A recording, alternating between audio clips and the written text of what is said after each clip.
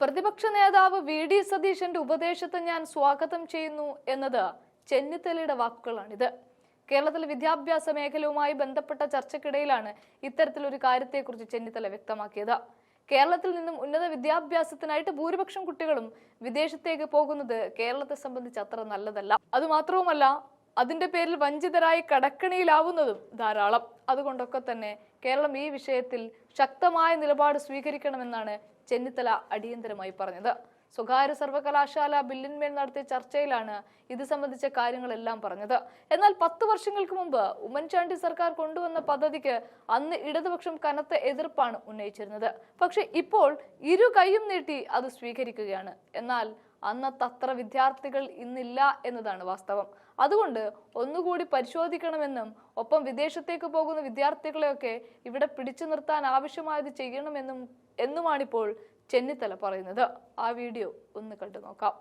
ഞാൻ സ്വാഗതം ചെയ്യുന്നു. അതോടൊപ്പം തന്നെ ഏറ്റവും പ്രധാനപ്പെട്ട ഒരു കാര്യം, നമ്മൾ എന്തിനാണ് ഈ സ്വകാര്യ സർവകലാശാലകൾ ആരംഭിക്കുന്നത്? സ്റ്റുഡന്റ് മൈഗ്രേഷൻ തടയാൻ വേണ്ടിയാണ്. ഇന്നത്തെ സാഹചര്യത്തിൽ കേരളത്തിൽ നിന്ന് ധാരാളം കുട്ടികൾ വിദേശ രാജ്യങ്ങളിലെ പ്രധാനപ്പെട്ട യൂണിവേഴ്സിറ്റികളിൽ പോയി പഠിക്കുകയാണ്. പഠനത്തോടൊപ്പം അവർക്ക് ജോലിയുണ്ട്. അതാണ് അവരുടെ ആകർഷകത്വം. ആ നിലയിൽ പ്രവർത്തിക്കുന്ന കുട്ടികളെ തടയാൻ ഈ നിയമം പര്യാപ്തമാണോ എന്ന് ആലോചിക്കേണ്ട ഒരു കാര്യമാണ്. ബഹുമാനപ്പെട്ട മന്ത്രി ക്ഷമിക്കണം, എത്ര ഷാബിയായിട്ടാണ് ഈ ബില്ല് ഡ്രാഫ്റ്റ് ചെയ്തത്. അങ്ങ് എത്ര അമെൻമെന്റുകൾ അംഗീകരിച്ചു. അമെൻമെന്റുകൾ അംഗീകരിക്കുന്നത് അംഗങ്ങളോടുള്ള ബഹുമാനമാണ്, ഞാൻ അംഗീകരിക്കുന്നു. പക്ഷെ ഒരു ബില്ല് ഡ്രാഫ്റ്റ് ചെയ്യുമ്പോൾ കാര്യക്ഷമതയോ അവധാനതയോ കാട്ടിയിട്ടില്ല എന്നുള്ളത് അങ്ങ് ശ്രദ്ധിക്കേണ്ട കാര്യമാണ്. അങ്ങനത് ചെയ്യുന്ന ഡിപ്പാർട്ട്മെന്റിലെ ഉദ്യോഗസ്ഥന്മാരാണ്. സർ, അന്നേരം സ്റ്റുഡന്റ് മൈഗ്രേഷനെ തടയാനുള്ള എന്ത് നടപടിയായിരിക്കും ഇതുകൊണ്ട് ഉണ്ടാകുന്നത് എന്നുള്ളതാണ് ഏറ്റവും പ്രധാനപ്പെട്ട കാര്യം. കഴിഞ്ഞ ദിവസം വിദ്യാഭ്യാസ മന്ത്രി പറഞ്ഞു 6 ലക്ഷം കുട്ടികൾ 1ാം ക്ലാസ്സിൽ ചേർന്നെങ്കിൽ ഇപ്പം 3 ലക്ഷം കുട്ടികളെ ഉള്ളൂ. അതിന്റെ അർത്ഥം കേരളത്തിൽ പോപ്പുലേഷൻ ഗണ്യമായി കുറയുന്നു എന്നുള്ളത് തന്നെയാണ്. ഈ കുട്ടികളാണ് നാളെ ഉന്നത വിദ്യാഭ്യാസത്തിന് വേണ്ടി പോകേണ്ട ആളുകൾ.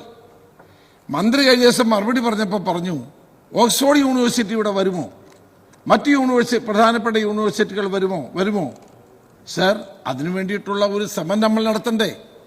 കഴിഞ്ഞ UDF ഗവൺമെന്റ് കാലത്ത്, ഉമ്മൻചാണ്ടി ഗവൺമെന്റ് കാലത്ത് ഡ്രാഫ്റ്റ് ചെയ്ത ബില്ലിൽ അതുണ്ടായിരുന്നു. എന്താണ് ആകർഷകത്വം? ഇപ്പോഴത്തെ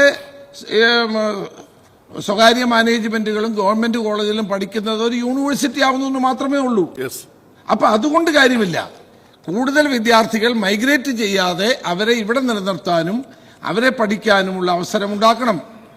അതുപോലെ തന്നെ രണ്ടാമത്തെ എന്റെ പോയിന്റ്, ഫീസ് ഘടന ഒരു പ്രധാനപ്പെട്ട കാര്യമാണ്. സ്പോൺസറിംഗ് കമ്മിറ്റികളെ സംബന്ധിച്ചുള്ള അവരുടെ അധികാരങ്ങളിലുള്ള നിയന്ത്രണം സർക്കാരിന് ഈ കാര്യങ്ങളിൽ ഉണ്ടാകുന്നത്. ഇപ്പൊ തന്നെ ജെയിൻ യൂണിവേഴ്സിറ്റി ഇവിടെ പ്രവർത്തിക്കുന്നുണ്ട്. ആര് പറഞ്ഞിട്ടാണെന്ന് ആർക്കും അറിയില്ല. അവർ ഈ രാജ്യത്തുള്ള എല്ലാ വിദ്യാർത്ഥികളെ അവിടെ പ്രവേശിപ്പിക്കുന്നു. സ്വകാര്യ സർവകലാശാലകൾ ഇപ്പോൾ തന്നെ കേരളത്തിൽ പ്രവർത്തിച്ചുകൊണ്ടിരിക്കുകയാണ്. ഡീംഡ് യൂണിവേഴ്സിറ്റികൾ പ്രവർത്തിച്ചുകൊണ്ടിരിക്കുകയാണ്. അപ്പോൾ എനിക്ക് അവസാനമായി പറയാനുള്ള ഒരു പോയിന്റ്, ഈ കുട്ടികൾക്ക് ഇവിടെ നിന്ന് പോകാതെ മെച്ചപ്പെട്ട വിദ്യാഭ്യാസവും തൊഴിലും ലഭിക്കത്തക്ക സാഹചര്യങ്ങൾ ഉണ്ടാക്കുക എന്നുള്ളതാണ് ഏറ്റവും പ്രധാനപ്പെട്ടത്. അതിനുവേണ്ടി എന്താണ് ലോകത്തെമ്പാടുമുള്ള പ്രശസ്തരായ സർവകലാശാലകളുടെ ക്യാമ്പസുകൾ നമുക്ക് കൊണ്ടുവരാൻ കഴിയുമോ എന്ന് ആലോചിക്കണം. അതുപോലെ തന്നെ ഇവിടെ സൂചിപ്പിച്ച ഒരു കാര്യത്തിൽ 25 കോടി രൂപയും 10 ഏക്കർ സ്ഥലവും ഇന്ന് കേരളത്തെ സംബന്ധിച്ചിടത്തോളം വളരെ അപ്രായോഗികമാണ്. സാർ, ഇന്ന് ജനസാന്ദ്രത ഏറ്റവും കൂടുതലുള്ള സംസ്ഥാനം എന്ന നിലയിൽ 10 ഏക്കർ കിട്ടാൻ വളരെ പ്രയാസമാണ് എല്ലാ സ്ഥലങ്ങളിലും. അതുപോലെ 25 കോടി എന്ന് പറയുന്നതും വളരെ കൂടുതലാണ്. അതുകൂടി കുറയ്ക്കണം എന്ന് ഞാൻ അഭ്യർത്ഥിക്കുക.